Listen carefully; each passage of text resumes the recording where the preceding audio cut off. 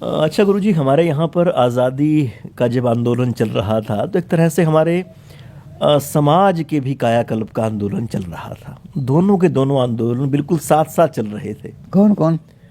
अ, आज़ादी का आंदोलन और समाज के उत्थान का, उसको रिशेप किया जा रहा था। ठीक है। तो हमारे इतिहास के सबसे बड़े जो महापुरुष हुए वो इसी कालखंड में हुए। उन्होंने आज़ादी की लड़ाई भी लड़ी और सामाजिक मोर्चे पर भी उन्होंने बहुत सुधार के कार्य किए। ऐसी ही दो महत्वपूर्ण हस्तियां रही हमारे गांधी जी और डॉक्टर अंबेडकर। तो दोनों ने जिन जातियों को एक समय पर अछूत कहा जाता था, उनके कल्याण के लिए बहुत सारा कार्य किया।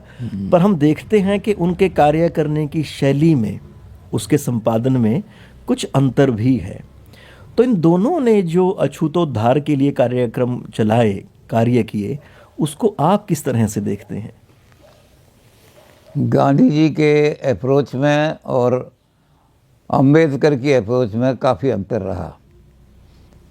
अब अंबेडकर को जो लोग ये कहते हैं कि इसने अछूत उद्धार किया और ये अछूतों को ऊपर लाना चाहता था, वो गलत कहते हैं। अछूत अंबेडकर तो कास्टलेस सोसाइटी बनाना चाहते थे, इन्वर्टेड कास्ट में नहीं चाहते थे वो। आज जो अंबेडकर के फॉलोअर हैं वो इन्वर्टेड, यानी पहले ब्राह्मण को श्रेष्ठ माना जाता था, अब वो कहते हैं कि शूद्र को श्रेष्ठ मानो। और उन्होंने कई जगह ये लिख दिया है कि तुमने हमसे 3000 तक सड़कें साफ़ कराई, अब हम 3000 साल तुमसे सड़कें साफ़ कराएंगे। ये अंबेडकर का व्यू नहीं है। ये उन लोगों का व्यू है जो अंबेडकर को बहुत विकृत करके लोगों के सामने रख रहे हैं। अंजे अंबेडकर ने कहीं भी एक जगह भी, मैंने तो कम से कम नहीं पढ़ा, हो सकता है, अंबेडकर का साहित्य तो बहुत बड़ा है, लाइब्रेरी बहुत बड़ी है, अंबेडकर की पर्सनल लाइब्रेरी बहुत बड़ी है, तो उस लाइब्रेरी में हो सकता है वो पढ़ के आए हों। लेकिन जो बाज़ार में साहित्य अवेलेबल है या कुरुक्षेत्र की लाइब्रेरी में अवेलेबल है, उसमें यह है कि अंबेडकर कभी भी इन्वर्टेड कास्ट नहीं चाहते थे। वो चाहते थे कास्टलेस सोसाइटी, सब समान हों कास्ट में, ब्राह्मण, क्षत्रिय, शूद्र, इनमें कोई भेदभाव नहीं होना चाहिए। एक ऐसी सोसाइटी बने जिसमें कोई भेदभाव ना हो, शूद्र को नीचा ना देखना पड़े, ब्राह्मण अपने आप को श्रेष्ठ न माने, सभी को समझें। गांधी जी मानते थे, गांधी जी तो इस वर्ण व्यवस्था को मानते थे। वो कहते थे कि जो शूद्र है, शूद्र का मतलब जिसने संस्कार विहीन, शूद्र का मतलब कोई ये जाति नहीं, शूद्र जातियाँ, बल्कि जिसने संस्कार, क्योंकि हमारे यहाँ शास्त्र कहते हैं जन्मना जायते शूद्रा संस्काराद उच्चते। जन्म से तो सभी शूद्र पैदा होते हैं।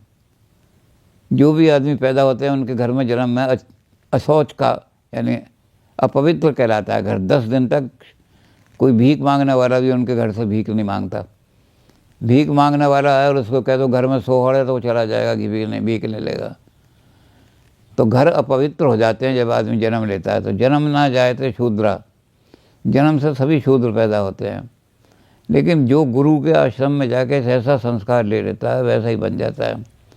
अगर गुरु के आश्रम में उसने वेद पढ़ने, वो इंटेलेक्चुअल बच्चा है और उसने वेद पढ़ने और वेदों के साथ और चीज़ें जो धर्मशास्त्र पढ़ने शुरू किए, तो गुरु उसको कह देगा तुम ब्राह्मण हो। अगर उसने कुछ लड़ाई झगड़ा करना, तलवार उलवार चलाना, घोड़ा चलाना, अगर ये सीखा तो उसको कह दिया जाएगा तुम क्षत्रिय हो।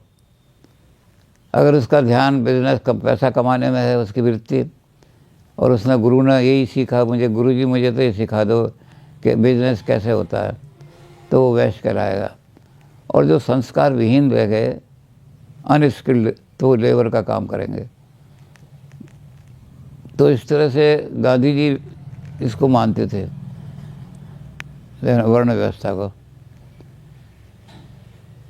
ये ज़रूर था कि वो जन्म के आधार पर वो भी नहीं मानते थे, और अंबेडकर तो मानते ही नहीं थे। खैर, जन्म से कोई छोटा बड़ा होता है, वो तो बुद्ध की बात मानते थे कि कर्म से आदमी छोटा या बड़ा होता है, जन्म से कोई छोटा बड़ा नहीं होता।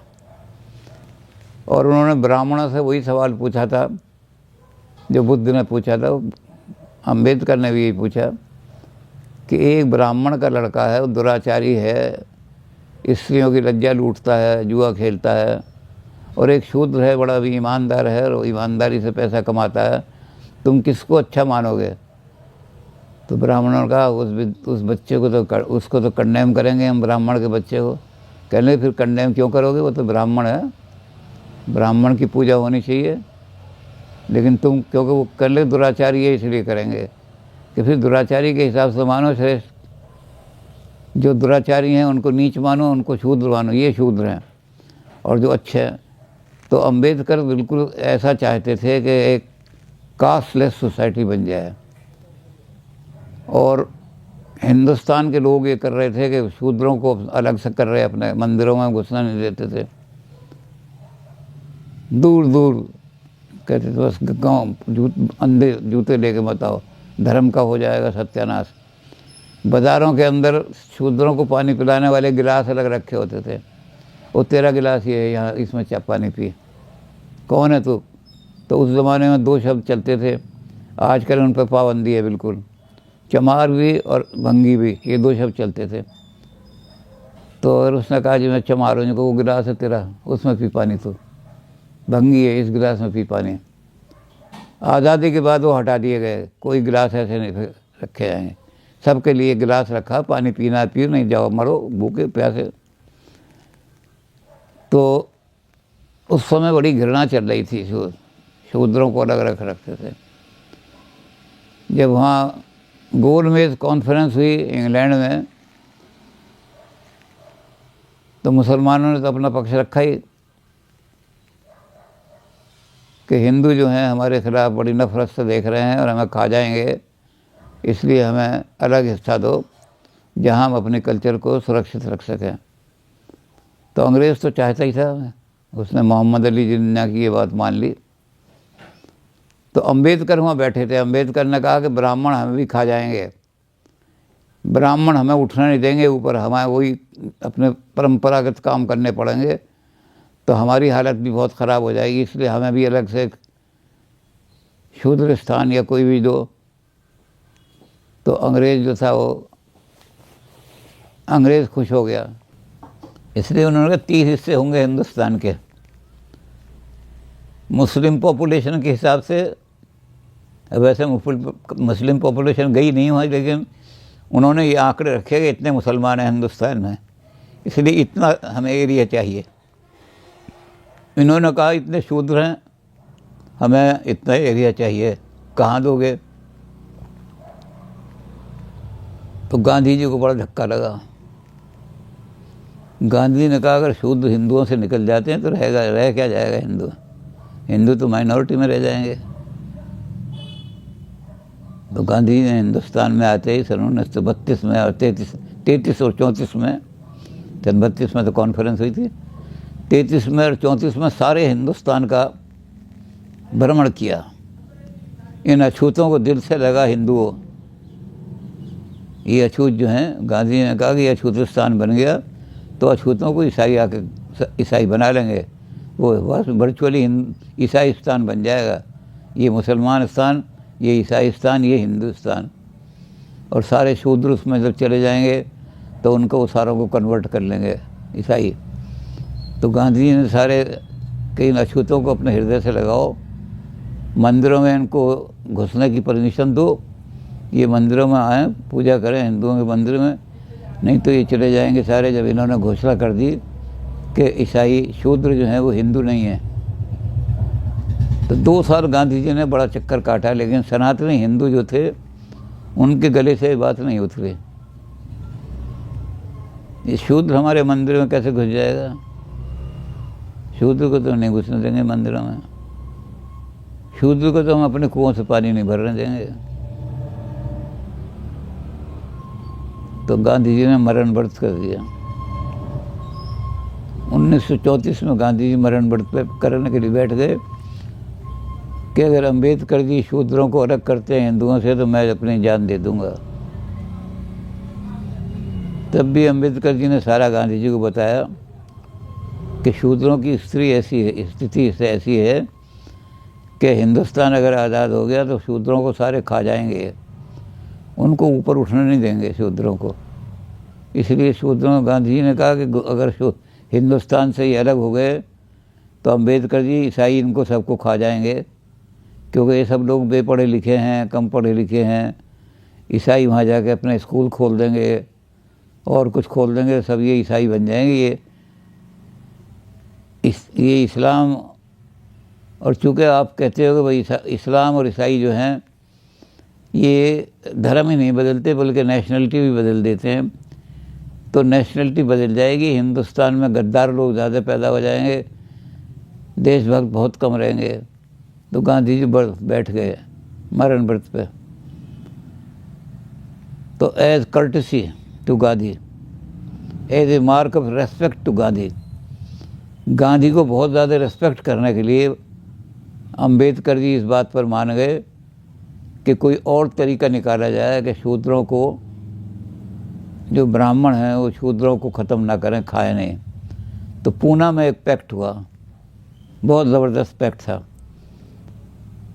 कि शूद्रों को स्पेशल कुछ प्रिविलेज दिए जाएंगे जिसके कारण से ब्राह्मण उनको न ख़त्म ना कर सके, खा ना सकें।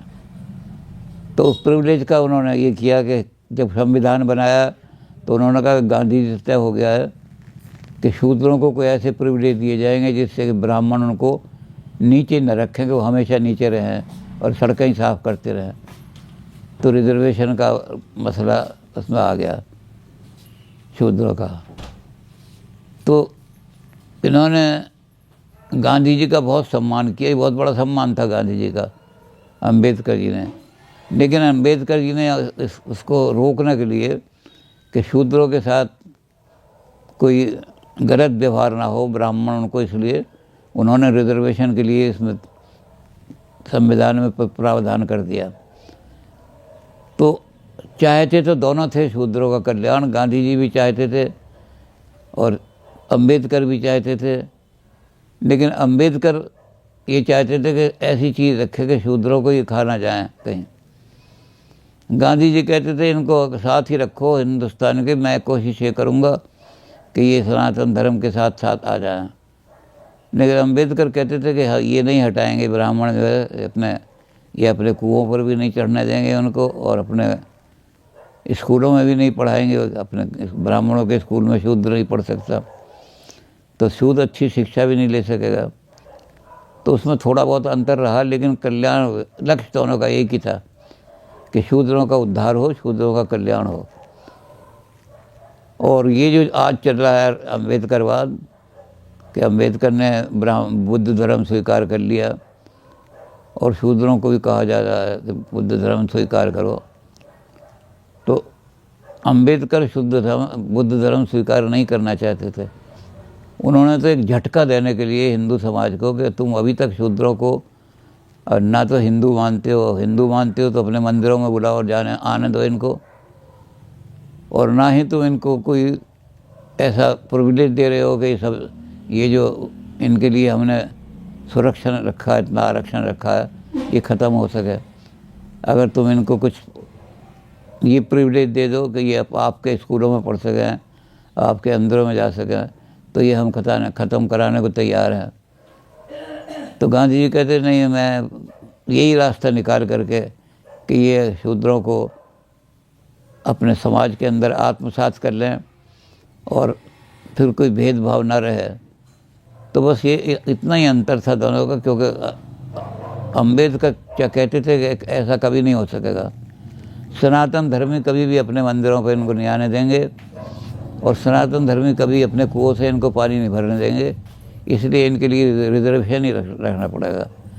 रिजर्वेशन रहेगा तो कम से कम अलग स्कूलों में पढ़ेंगे, अलग बड़ी पोस्टों पर जाएंगे, जाकर के फिर ब्राह्मण जो हैं उनके अंडर में काम करेंगे और उनको फिर ये लगेगा कि शूद्र भी ऊंचे पद पर जा सकता है। तो दोनों में केवल अप्रोच का थोड़ा सा अंतर था, बाकी दोनों ने शूद्रों के कल्याण के लिए काम किया।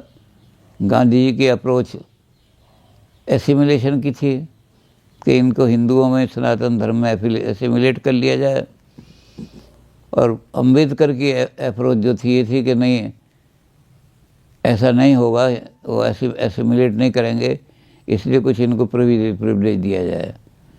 तो थोड़ा सा अंतर यही रहता था दोनों का अंदर, बाकी तो गाँव ठीक दोनों। और गांधी जी ने बहुत को काम किए, अछूत उद्धार के लिए उनके बड़े अंदर चलाए, बहुत ज़्यादा आंदोलन चलाए। हरिजन अखबार ही इसलिए निकाला कि एक अखबार हरिजन अखबार निकाला कि भाई ये शूद्रों को ऊपर उठाने के लिए, कि शूद्रों को ऊपर उठाएं। तो दोनों काम करते रहे अपने अलग अलग ढंग से, लेकिन दोनों अछूतों के उद्धार के लिए काम करते रहे। जी। अच्छा गुरु जी, अभी जो आपने थोड़ा सा जिक्र किया था कि डॉक्टर अंबेडकर ने बौद्ध धर्म जो अपनाया था, है ये?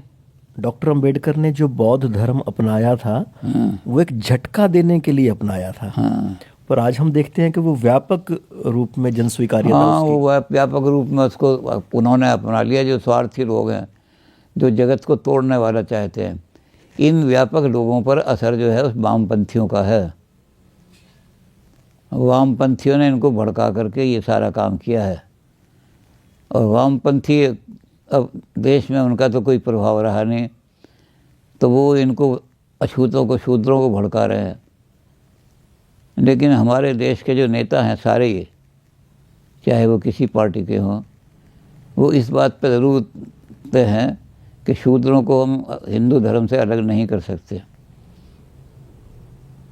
एक आदमी यहाँ आए थे, बहुत बड़े आदमी, अम्बेडकर जी की पुण्यतिथि थी जब वो आए थे, तो गोरखपुर से आए थे वो।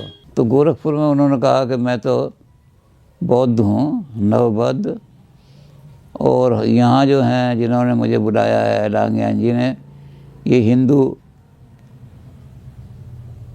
हिंदू हैं, लेकिन फिर भी मैं अम्बेडकर के नाम से आ गया। तो मेरा वहाँ अंत में भाषण देना था। तो मैंने कहा कि कुरुक्षेत्र का बड़ा सौभाग्य है कि यहाँ जितने भी रविदासी हैं उन्होंने कोई अलग मंदिर नहीं बनाया बौद्ध का, ना बौद्ध धर्म में गए हैं। वे सब के सब बड़ी श्रद्धा के साथ रविदास जी के मंदिर में मत्था टेकते हैं। और रविदास जी ने अपनी वाणी में कहीं भी बुद्ध का जिक्र नहीं किया है, उन्होंने राम का ही जिक्र किया है, राम राम।